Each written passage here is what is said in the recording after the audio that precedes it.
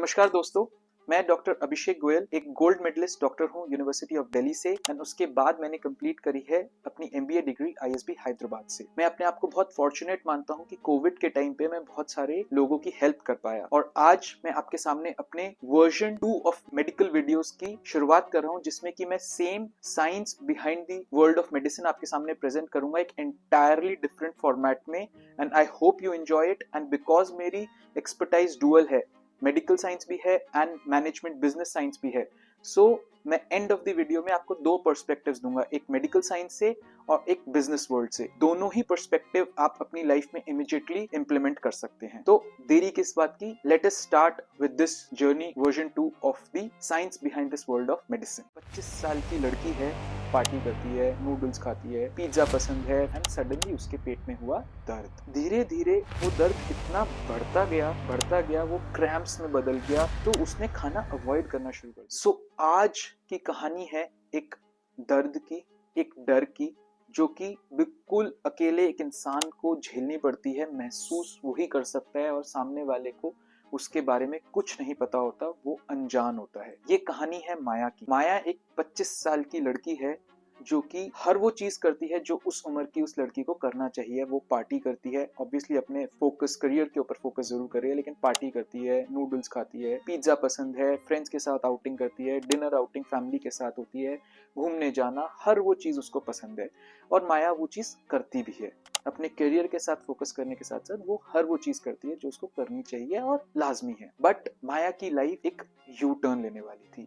एक दिन वो अपने फ्रेंड्स के साथ बैठी हुई थी, डिनर टेबल पे पार्टी करने गई थी, पिज्जा खा रही थी, नूडल्स खा रही थी एंड सडनली उसके पेट में हुआ दर्द। अब माया ने ये सोचा कि हो सकता है मेरे को भूख ज्यादा लग रही थी तो मैंने बहुत जल्दी खाना खा लिया या बहुत सारा पिज्जा खा लिया होगा, इसलिए मेरे को ये दर्द उठा और माया ने उसको इग्नोर कर दिया। बट ये उस दर्द का अंत नहीं था, ये उस दर्द की शुरुआत। धीरे धीरे वो दर्द इतना बढ़ता गया, वो क्रैम्प्स में बदल गया, एक्सक्रूशिएटिंग पेन में बदल गया कि कभी कभी माया को रात को नींद नहीं आती थी। खाना खाते ही माया को वॉशरूम प्रेशर बनता था, वॉशरूम जाना पड़ता था। इतना प्रॉब्लमैटिक हो गया वो दर्द और क्रैम्प कि माया की वो जिंदगी बन गया। दर्द और माया एक ही हो गए क्योंकि वो 24 घंटे रहता था और वॉशरूम तो माया को ऐसे कि खाना खाया और वॉशरूम करने जाना पड़ा इमीडिएटली, बहुत मैंडेटरी हो गया था। इनफैक्ट उसकी लाइफ में ये इम्पैक्ट आया कि वो अपने फ्रेंड्स के साथ जब जाती थी पार्टी के लिए या कहीं पर डिनर आउटिंग पे अपनी फैमिली के साथ जाती थी तो उसने खाना अवॉइड करना शुरू कर दिया। उसने बोलना शुरू कर दिया कि मेरे को भूख नहीं है, या मैं खाना खा के आई हूँ, या ये मेरे को मन नहीं है। और उसने ऐसा क्यों किया? रीजन बीइंग कि उसको ऐसे लगने लगा कि कहीं मैं खाना खाऊं और मेरे को वॉशरूम ना जाना पड़ जाए, या सबसे बुरी बात कि माया अपने आप को डर महसूस करती थी कोई वो ऐसी सिचुएशन में ना फंस जाए कि जहां पर कि उसको वॉशरूम ढूंढना पड़े और वॉशरूम अवेलेबल ही ना हो। तो हर वो चीज वो अवॉइड करने लगी जहां पर कि उसको ये पेन एक्सपीरियंस हो सकता है। और माया सहम गई और उसके फ्रेंड्स तो बिल्कुल उसको समझ ही नहीं पाए।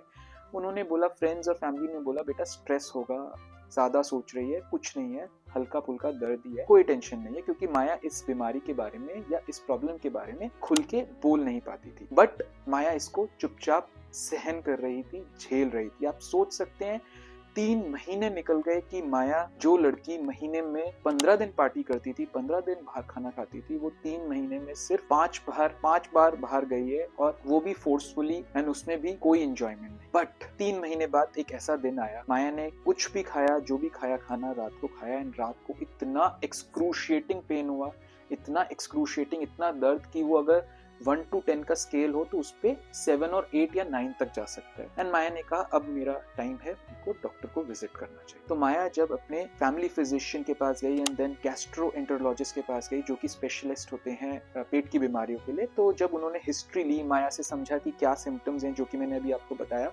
सारे सिम्टम्स ध्यान से समझे, तो उन्होंने माया को कहा, Maya probably you have IBS which is irritable bowel syndrome. अब माया ने कहा ये क्या है और ये कैसे हुआ और ये क्यों होता है, उसका क्या इलाज है, क्या ये परमानेंट है? तो डॉक्टर ने कहा थैम जाओ माया, मैं सब कुछ एक्सप्लेन करता हूँ। तो डॉक्टर ने माया को समझाया कि माया, आईबीएस एक बीमारी है जिसमें कि कुछ फूड आइटम्स जब आप खाते हैं तो वो आपके बॉडी में रिएक्ट करते हैं, एज एन एलर्जन वर्क करते हैं। मींस आपकी बॉडी के सेल्स को खुद डैमेज करते हैं या फिर आपको डाइजेस्ट नहीं होते हैं एंड आपके लिए एज एन एलर्जन वर्क करते हैं। तो इन फूड आइटम्स की वजह से आपको ब्लोटिंग होती है, आपको पेट में दर्द होता है, कभी कभी क्रैम्प्स होते हैं और आपको इमीडिएटली कभी कभी, क्योंकि ये डाइजेस्ट नहीं हुआ है फूड, तो आपको इमीडिएटली इन फूड को खाने के बाद आपको वॉशरूम प्रेशर बनता है एंड आपको वॉशरूम करके ही रिलैक्सेशन मिलती है। अब ये क्यों होता है उसका मेडिकल साइंस के पास बहुत कॉन्क्रीट एविडेंस नहीं है, बट हाँ ये बोला गया है कि कुछ फूड आइटम्स ये कॉज करते हैं एंड कुछ लोगों में स्ट्रेस भी इस बीमारी का कारण बन जाता है। तो माया ने कहा, डॉक्टर साहब क्या ये हमेशा रहेगा या फिर ये खत्म भी हो जाएगा? तो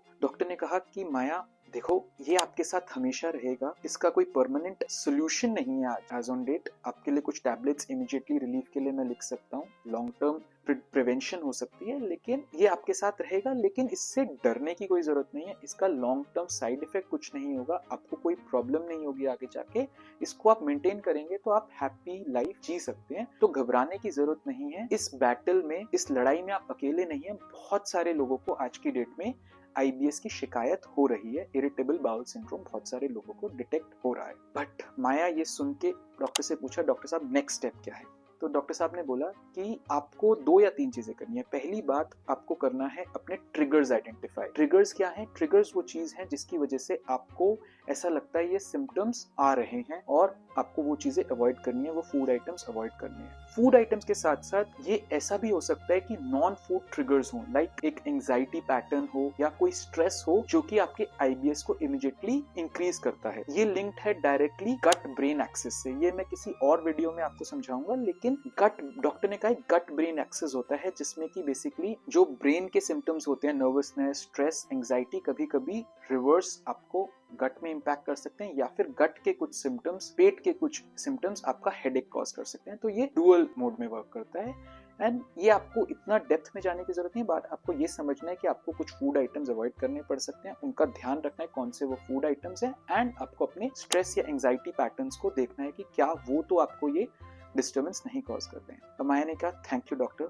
thanks for the advice, I will do as you say. But Maya जब निकल के आई क्लिनिक से तो माया बहुत उदास थी। उसके डॉक्टर के हिसाब से बहुत सारे लोग इस बीमारी से लड़ रहे हैं तो वो अकेली नहीं है, लेकिन वही माया अभी एक्सपीरियंस कर रही थी, अकेलापन। वो क्या करे, किसको बताए और कैसे बताए कि उसको ये है, कौन समझेगा उसकी बात। तो माया ने ये साइलेंट स्ट्रगल कुछ दिनों खुद ही फेस किया कि वो कुछ फूड आइटम्स को देखने लग गई, ऑब्जर्व करने लग गई और धीरे धीरे शी रियलाइज्ड एक पैटर्न। उसने अपना हेल्दी लाइफस्टाइल चेंज किया, योगा करी, ब्रीदिंग एक्सरसाइज करे, स्ट्रेस लेवल्स को रिड्यूस किया, कुछ फूड आइटम्स आइडेंटिफाई करे जिनकी वजह से ट्रिगर हो रहा है। जब माया को लग रहा था कि वो सक्सेस पाथ पे है, 20 दिन बाद माया को 25 दिन बाद लगा कि अब तो मैं सक्सेस पाथ पे हूँ, मैं IBS को फाइट कर जाऊंगी, तभी हुआ एक बैड इंसिडेंट दोबारा। वो बैड इंसिडेंट क्या था कि माया को दोबारा ये सिम्टम्स आए जो कि फूड आइटम उसने सोचा था कि ये कॉज नहीं कर रहे हैं, उस फूड आइटम से हो गया। तो माया को एक अप एंड डाउन फेज का एक्सपीरियंस हुआ, but ultimately after few days उसको ये सिम्टम्स एक्सपीरियंस होना कम हो गए, because she started avoiding food जो कि ये कॉज कर रहे थे, एंड उसने अपने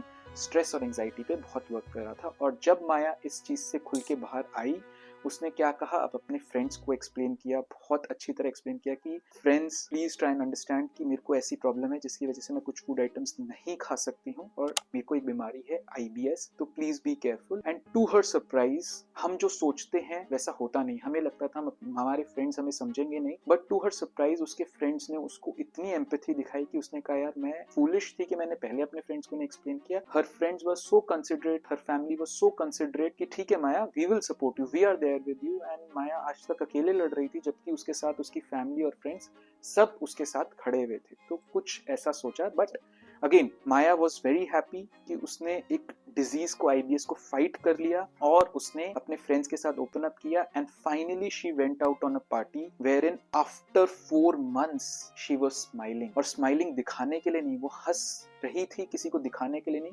हंस रही थी अंदर से। जैसे कि माया 4 महीने पुरानी जो माया थी वो अपने दोस्तों को वापस मिल गई, 4 महीने पुरानी जो माया थी वो अपने पेरेंट्स को वापस मिल गई, अपनी फैमिली को वापस मिल गई। और देन एक लॉन्ग स्ट्रगल था, but with her family and with her friends Maya ने IBS को बीट किया। ऑब्वियसली डॉक्टर्स ने उन माया को एक मेडिसिन दी थी कि जब सिम्टम्स सिवियर हो, नॉर्मैक्सिन मेडिसिन दी थी कि जब सिम्टम्स सिवियर हो तो Maya can consume that, but overall was the maintenance of IBS, and she was having the same lifestyle as she was having prior to 4 months। तो ये 4 महीने की थी माया की स्टोरी, जो कि कहानी थी एक दर्द की और डर की, जो कि शायद माया अगर अपने फ्रेंड्स और फैमिली को बताती तो शायद वो डर कम हो जाता, दर्द तो फिर भी रहता लेकिन टैकल बेटर हो पाता। बट माया ने ये लड़ाई अकेले लड़ी और उससे विक्टोरियस निकली। तो ये कहानी दर्द और डर के साथ एक करेज की भी कहानी है। एक कहानी है जिसमें कि हम देखते हैं एक IBS जैसी बीमारी जो कि लोग छोटा समझ लेते हैं, एम्पैथाइज नहीं कर पाते, माया ने उसको बीट किया। सो नाउ चलते हैं 2 लर्निंग्स क्या हैं इस वीडियो से। सो पहली मेडिकल रिलेटेड लर्निंग ये है कि IBS एक बीमारी है जो आपके गट को प्रॉब्लम कर सकती है और उससे घबराने की जरूरत नहीं है। उसमें सिर्फ अपने फूड आइडेंटिफायर्स जो कि कॉज कर सकते हैं सिम्टम्स, या फिर स्ट्रेस एंजाइटी पैटर्न्स जो कि ये कॉज कर रहे हैं, उसको आइडेंटिफाई करना है। मेडिकल टैबलेट्स के ऊपर रिलाई ना करते हुए आप सिर्फ ये 2-3 चीजें भी करेंगे तो IBS को टैकल कर सकते हैं। एंड सेकेंड जो कि बिजनेस प्रिंसिपल लर्निंग है वो ये है कि आपके बिजनेस में अगर स्मूथ भी चल रहा है, आपकी लाइफ में कुछ भी स्मूथ चल रहा है, तो कुछ ऐसे फैक्टर्स कभी कभी ऐड हो सकते हैं जिसकी वजह से गाड़ी पटरी से हिल जाए। तो आपको क्या करना है, आपको कॉन्स्टेंटली अपने बिजनेस में और पर्सनल लाइफ में एक इवैल्यूएशन मोड में रहना है कि what is working, what is not working. अगर आप इस what is working and what is not working वाले इवैल्यूएशन मोड में हमेशा चलेंगे तो आप अपनी लाइफ को, अपने बिजनेस को रिकैलिब्रेट करते रहेंगे, फाइन ट्यून करते रहेंगे, रादर देन डैमेज कंट्रोल करेंगे जबकि बहुत बड़ा नुकसान हो जाए। तो ये थी हमारी medical learning and business learning. Hope आपको ये वर्जन 2 वीडियो पसंद आया होगा। कमेंट्स बॉक्स में प्लीज इसका अपना फीडबैक दीजिएगा एंड प्लीज मेरे चैनल को लाइक, शेयर एंड सब्सक्राइब करिएगा एंड प्लीज मेरे नेक्स्ट वीडियो का जरूर इंतजार करिएगा। थैंक यू, धन्यवाद।